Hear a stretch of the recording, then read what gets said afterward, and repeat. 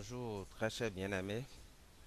Je m'appelle Corsi Hubert Hunefa de l'église Mission de la Bonne Nouvelle. Aujourd'hui, nous allons parler de Genèse toujours. Et avant toute chose, nous allons pouvoir prier. Inclinons-nous dans la prière. Éternel Dieu, nous vous remercions de cette occasion que vous nous avez accordée encore ce matin, de pouvoir partager votre parole et de pouvoir tirer les leçons de ce que vous nous avez donné dans la Bible.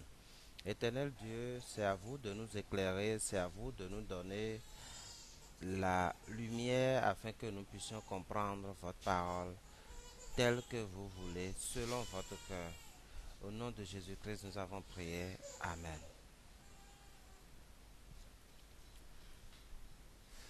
Très cher bien-aimé, aujourd'hui nous allons lire dans le livre de Genèse. Nous allons continuer notre enseignement de la Bible dans le livre de Genèse. Genèse chapitre 4. Bon, et lisons plutôt à partir du verset 1 jusqu'au verset jusqu'au jusqu'au verset. Ok, nous allons lire jusqu'au verset 13 d'abord. Nous allons lire jusqu'au verset 13. Donc je vais lire. Adam connut Ève, sa femme, elle conçut et enfanta Caïn, et elle dit, j'ai formé un homme avec l'aide de l'Éternel. Elle enfanta encore son fils Abel. Abel fut berger, Caïn fut laboureur. Au bout de quelque temps, Caïn fit à l'Éternel une offrande des fruits de la terre, et Abel de son côté en fit une des premiers-nés de son troupeau et de leur graisse. L'Éternel porta un regard favorable sur Abel et sur son offrande, mais il ne porta pas un regard favorable sur Caïn et sur son offrande. Caïn fut très irrité et son visage fut abattu. Et l'Éternel dit à Caïn, pourquoi es-tu irrité et pourquoi ton visage est-il abattu? Certainement, si tu agis bien, tu relèveras ton visage, et si tu agis mal, le péché se couche à la porte et ses désirs se portent vers toi, mais toi domine sur lui. Cependant, Caïn adressa la parole à son frère Abel, mais comme il était dans les champs, Caïn se jeta sur son frère Abel et le tua. L'Éternel dit à Caïn, où est ton frère Abel? Il répondit, je ne sais pas, suis-je le gardien de mon frère? Et Dieu dit, qu'as-tu fait? La voix du sang de ton frère crie de la terre jusqu'à moi. Maintenant tu seras maudit de la terre qui a ouvert sa bouche pour recevoir de la main le sang de ton frère. Quand tu cultiveras le sol, il ne te donnera plus sa richesse. Tu seras errant et vagabond sur la terre. Caïn dit à l'Éternel, mon châtiment est trop grand pour être supporté. Alors, très cher bien-aimé, commençons, nous allons voir. Il y a deux histoires ici, deux choses qui se font, deux sacrifices, deux offrandes à l'Éternel. La Bible, cette partie de la Bible nous parle de ces deux offrandes-là. Alors, il y a une première offrande qui est celle de Caïn. Et cette première offrande-là, c'est des fruits de la terre. Très cher bien-aimé, nous avons fait un enseignement, nous avons lu la Bible précédemment. Et dans cette partie de la Bible, nous avons dit que le sol, la terre, que c'est l'homme. Et que les fruits de la terre, c'est les œuvres de l'homme, c'est ce qui sort de l'homme, mes très chers bien-aimés. Alors, beaucoup de personnes ne comprenant pas ça, ils vont vous dire, Caïn a amené des fruits pourris. Dans quelle partie de la Bible c'est écrit que c'est des fruits pourris? La Bible a plutôt précisé que c'est les fruits de la terre afin que nous allions faire le rapprochement avec tout ce que Dieu a déjà dit. La terre était vide et informe et il avait des ténèbres au-dessus de l'abîme. Également le sol sera maudit, il ne produira que des épines et des ronces. Donc Dieu dit que le sol, la terre est maudite et que cette terre ne produira que des épines et des ronces. Mais Caïn, lui, il amène les fruits de la terre. Et malgré que pour Caïn, c'est des bons fruits qu'il amène devant Dieu, parce que si Caïn n'avait pas amené de bons fruits devant Dieu, pourquoi Caïn serait irrité contre son frère? Parce qu'il a mis de bonnes œuvres. Il a fait de bonnes œuvres. La terre, c'est l'homme. Et les fruits de la terre, c'est les œuvres de l'homme. Donc du coup, Caïn a amené ses bonnes œuvres devant Dieu. Mais malgré, tant est que ses œuvres soient aussi bonnes que possible, Dieu l'a rejeté. Voilà les secrets de la Bible. Caïn a amené ses œuvres devant Dieu, les fruits de la terre est maudite, cela ne produira que des épines et des ronces. Mais malgré que ces fruits-là soient bons pour Caïn, quand il l'amène devant Dieu, pour Dieu c'est des épines et des ronces. Malgré que les œuvres de Caïn, selon lui, c'est de bonnes œuvres, lorsqu'il l'amènera devant Dieu, alors pour Dieu, c'est rien du tout, c'est rien, c'est de mauvaises œuvres. Voilà pourquoi l'offrande de Caïn a été rejetée, mes très chers bien-aimés. Pas parce que les fruits sont pourris, non, non, non, aucunement pas. C'est une invention de notre cerveau. Nous avons rapidement inventé quelque chose parce que nous ne comprenons pas. Comme l'a dit Jésus-Christ, ne comprenant pas la vérité, il se tourne vers des théories vaines. Ne comprenant pas la vérité, il se tourne vers des théories vaines. La Bible a dit les fruits de la terre et point. Mais si on ne comprend pas qu'est-ce que c'est que la terre, qu'est-ce que c'est que les fruits de la terre, on peut extrapoler, inventer quelque chose, le polir, le rendre plus agréable et le jeter en circulation et dire que c'est ça. Mais très cher bien-aimé, écoutez très bien, s'il vous plaît. Les fruits de la terre, c'est les œuvres de l'homme. La terre, c'est l'homme. Et Jésus nous l'a fait certifier plusieurs fois. On dit, on a jeté des graines sur des terres rocailleuses. On a jeté des graines sur des terres où il a des épines. Sur des terres où les gens se passent. Ainsi de suite. Et Jésus a dit, la terre, c'est vous. Et les graines, c'est la parole de Dieu. Et la graine donne des fruits. Et les fruits, c'est-à-dire les fruits issus de la parole de Dieu, sont des fruits qui donnent toujours de bonnes choses. Mais c'est pour ça que nous avons besoin alors de la parole de Dieu afin d'avoir de bons fruits en nous. Alors, nous allons passer le sacrifice de Caïn et nous allons venir sur le sacrifice de Abel. Et qu'est-ce que Abel lui a fait? Abel de son côté en fut une des premiers-nés de son troupeau et de leur graisse. L'Éternel porta un regard favorable sur Abel et sur son offrande. Alors, une des premiers-nés de son troupeau et leur graisse. Mes très chers bien-aimés, la Bible l'a dit clairement. La Bible a précisé que Jésus-Christ est le premier-né d'entre nous tous. Jésus-Christ est le premier-né d'entre nous tous. Le sacrifice de Abel signifie le Christ. Voilà des choses qui sont cachées dans la Bible et que la majorité ne connaissent pas. Le premier-né d'entre les troupeaux de Abel est la signification du Christ. Leur graisse est le sang, qui est la signification du sang qui a purifié les péchés. La graisse qui est la chair qui a porté les péchés. Mes très chers amis, voilà des choses qui sont cachées dans la Bible.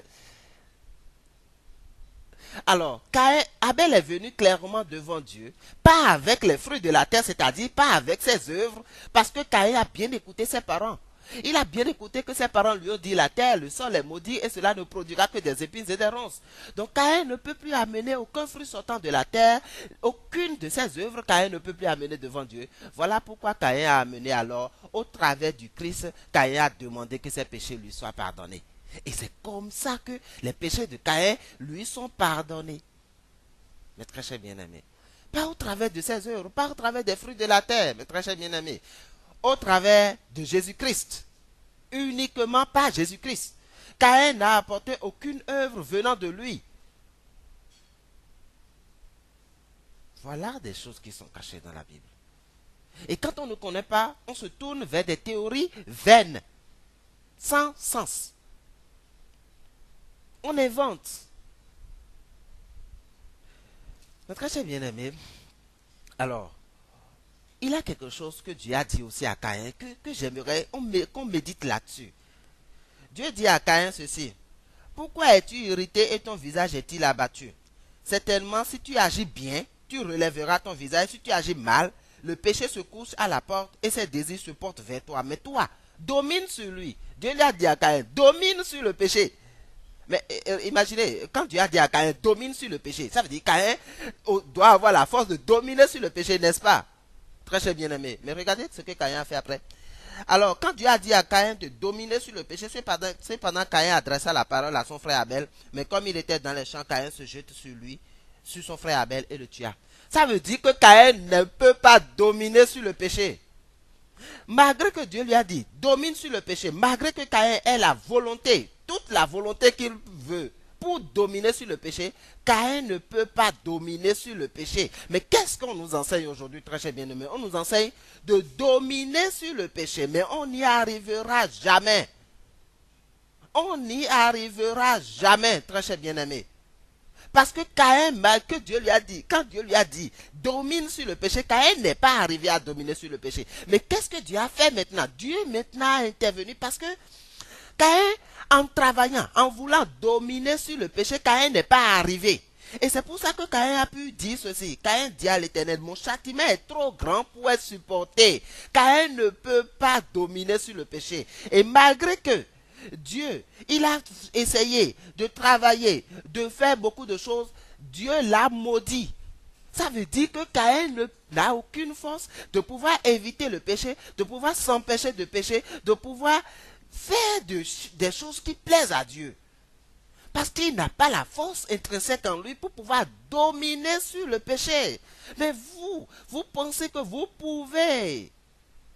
C'est impossible, très cher bien-aimé. Mais quand Caïn a reconnu sa force maintenant en disant, mon châtiment est trop grand pour être supporté, a reconnu sa faiblesse, je veux dire, en disant, mon châtiment est trop grand pour être supporté. Vous savez ce que Dieu a fait? Alors Dieu a dit, Dieu a fait ceci. Dieu a fait ceci. Un instant, s'il vous plaît. Ok. Ok. Dieu a fait ceci pour Caïn maintenant. Dieu fait. L'Éternel lui dit, le verset 15. L'Éternel lui dit, si quelqu'un tuait Caïn, Caïn serait vengé cette fois. Et l'Éternel mit un signe sur Caïn pour que quiconque le trouverait ne le tue point.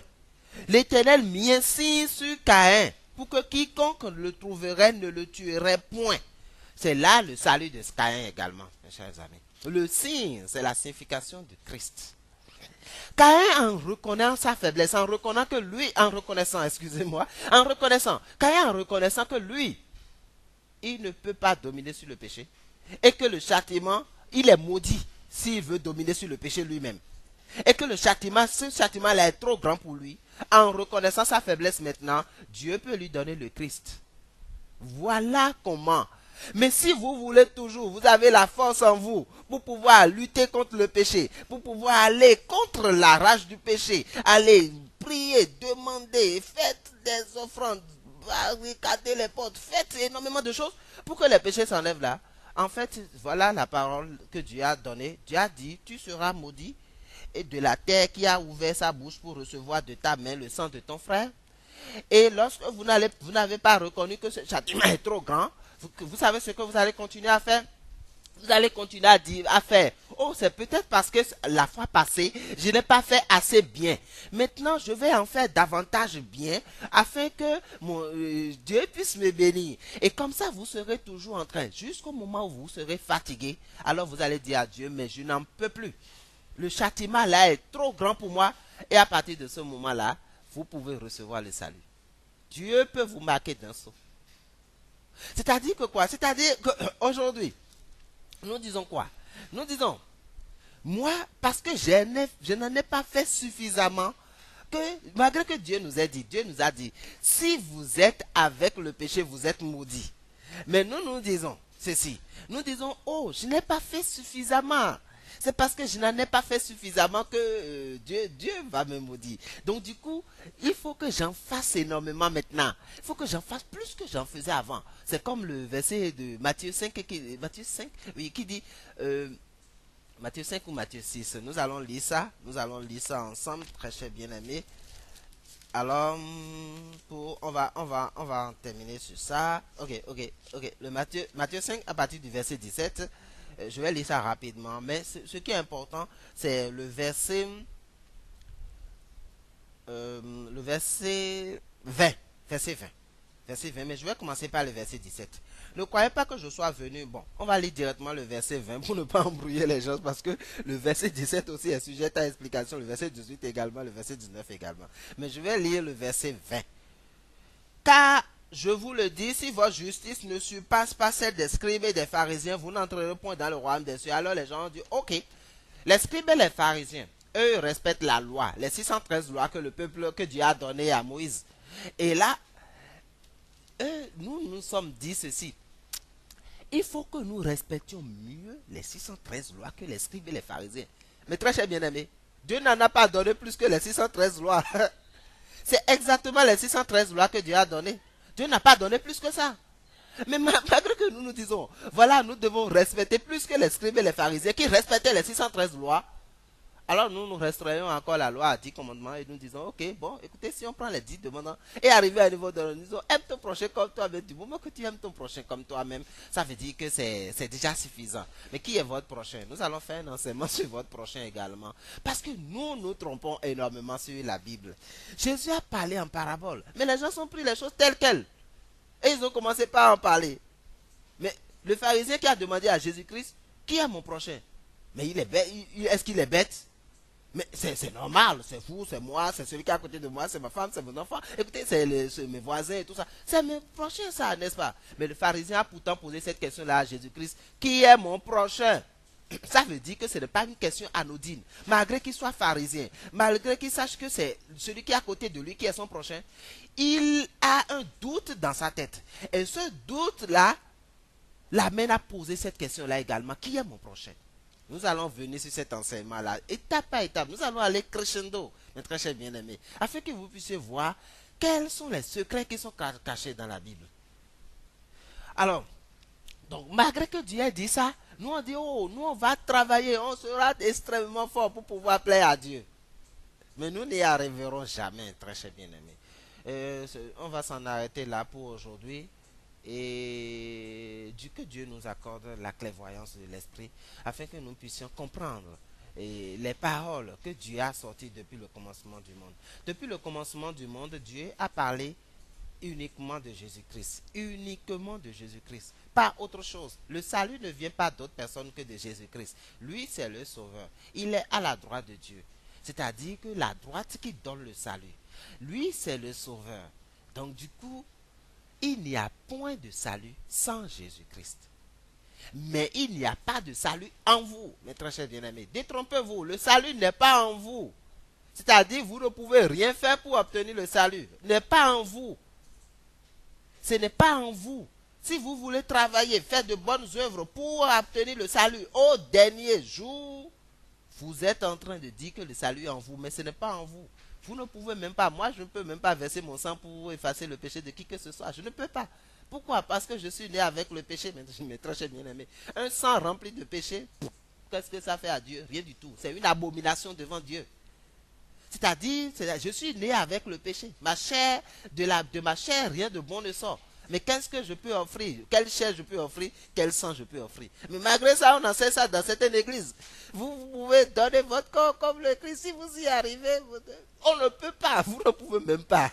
En fait, mais très bien. Vous ne pouvez pas. Parce que ça sera une abomination devant Dieu. Votre chair remplie que de malédiction. Vous ne pouvez pas. Seule la chair de Jésus est acceptée. Ce n'est pas la vôtre, ce n'est pas la nôtre. Aucun sacrifice venant de nous ne sera accepté. Que le sacrifice de Jésus seul qui a été accepté. Oh Dieu, quelque part dans la Bible c'est écrit, tu as refusé toute offrande, tout sacrifice, mais tu m'as conçu un corps pour faire ta volonté. C'est seulement le corps de Jésus qui a fait la volonté de Dieu. Et la Bible a dit clairement, Jésus-Christ a fait la volonté de Dieu, il s'est offert une fois pour toutes, la Bible a dit ça. Et c'est ainsi que nous sommes délivrés de nos péchés. Et la Bible dit, sans effusion de sang, il n'y a pas de pardon des péchés. Mais nous prions aujourd'hui à quoi qui peut avoir pardon des péchés. Pourquoi? Sans effusion de sang, il n'y a pas de pardon des péchés. Vous vous levez, vous pouvez prier, faites la croix, mettre votre main en croix, passez sous le soleil du matin au soir, tant qu'il n'y a pas effusion de sang, il ne pourra pas avoir pardon des péchés. Il ne pourra plus avoir effusion des sangs des animaux, ni l'effusion de votre sang, puisque votre sang est souillé de malédiction, ou ni de mon sang, ni mon sang est souillé de malédiction, mais seulement du sang de Jésus-Christ. Mais la Bible dit, il s'est offert une fois pour toutes. Ça veut dire que le sang a été versé une fois, et ça ne se fera plus jamais. Et donc la croyance en ce sang-là qui donne le salut éternel. C'est-à-dire comme l'habit que Adam et Ève a porté. Cet habit-là a une vertu éternelle. C'est-à-dire leur nudité est cachée éternellement. Ça veut dire que leur péché n'est plus devant eux. Dieu a revêtu leur péché. Et je vais encore relire un verset de la Bible qui dit ceci. Après ce moment-là, je ne me souviendrai plus de leurs péchés ni de leurs iniquités. Je vais dire exactement le verset. J'inscrirai mes instructions dans leur cœur. Plus personne n'aura plus besoin de les apprendre à me connaître. Et il ajoute, je ne me souviendrai plus de leurs péchés ni de leurs iniquités. Mes très chers bien-aimés, vraiment, c'est une grande grâce pour nous aujourd'hui. Parce que la grâce, elle est complète lorsque je ne mérite pas. Moi, je ne mérite pas le salut. Je n'ai fait aucune œuvre qui puisse me permettre d'avoir le salut. Mais Jésus-Christ me l'a donné gratuitement. C'est pour ça Paul dit, je ne rejette pas la grâce de Dieu. Si la justice sortait par la loi, ça veut dire que Christ est mort en vain. Je n'ai pas mérité ça. Je n'ai rien fait, absolument rien. C'est pas parce que je ne mens pas. C'est pas parce que je ne vole pas. Mais parce que le Christ m'a donné le salut, pas moi. Mais aujourd'hui, vous voulez ne pas mentir. Pourquoi? Parce que vous voulez vous donner le salut vous-même. Vous voulez vous donner le salut vous-même, très cher bien-aimé. Vous ne pouvez pas. Merci, on va s'en arrêter là, c'en est trop aujourd'hui. La prochaine fois, nous allons parler de Noé. Nous allons parler de Noé. Qu'est-ce que c'est que l'arche de Noé? Et qu'est-ce que ça veut dire rester dans l'arche? Merci, très cher bien-aimé. Après ça, nous allons parler de l'enseignement avec Abraham. Comment, dans quel contexte Dieu a appelé Abraham? Et quel est l'enseignement que Dieu a donné à Abraham? Le monde entier sera béni à travers ta descendance. Qu'est-ce que ça veut dire? Nous allons venir sur Jacob. Nous allons parler de Jacob et de Ésaü, son frère. Après cela, maintenant, nous allons parler du peuple d'Israël quand ils sont sortis d'Égypte. Nous allons parler de la loi, dans quel contexte le peuple d'Israël a reçu la loi, quel est le rôle de la loi, et nous allons parler du salut maintenant par Jésus-Christ. Merci, très cher bien-aimé. Voilà de manière étape par étape ce dont nous allons parler de la Bible. Parce que si ce n'est pas compris, on saute une étape, on ne comprendra pas l'autre étape. Parce que, comme je vous l'ai dit, durant toutes ces étapes, Dieu parlait d'une unique personne, c'est-à-dire le Christ. Merci, nous allons prier et nous en arrêter là aujourd'hui. Éternel Dieu, merci pour tout cet éclairage que tu nous as apporté ce matin. Parce que il y a plein de choses que tu as mises dans ta parole. Mais si tu ne nous donnes pas la clairvoyance, nous ne pouvons pas voir ça. Nous allons toujours passer à côté. Nous allons toujours utiliser notre pensée, notre intelligence afin de pouvoir comprendre ce que tu as mis dans la Bible. Mais tout ce que tu as mis dans la Bible, ça dépasse notre intelligence. Si ça ne dépassait pas notre intelligence, Seigneur, ça veut dire que ça ne vient pas de toi. Parce que toi, tu dépasses notre intelligence. De la manière dont le ciel est éloigné de la terre, c'est de cette même manière que nos pensées, notre intelligence, est éloignée de ton intelligence. Tu es tellement élevé que ce que tu as mis dans ta parole, tu dois d'abord nous le révéler. Tu dois nous donner la lumière de comprendre cela afin que nous puissions le comprendre. Éternel Dieu, ce matin, ce que nous te demandons, éternel Dieu, c'est de pouvoir nous donner cette clairvoyance-là, cette lumière-là, afin qu'on puisse rentrer dans la parole, qu'on puisse comprendre la parole de Dieu et que nous puissions alors recevoir le salut que tu as prôné pour nous. Tes brebis, éternel Dieu, rappelle-les afin qu'ils puissent se retrouver tous dans la bergerie, éternel Dieu, la bergerie que tu as donnée à ton fils et qui est le pasteur qui dirige cette bergerie-là. Éternel Dieu, nous te remercions pour toutes choses. Au nom de Jésus-Christ, nous avons prié. Amen.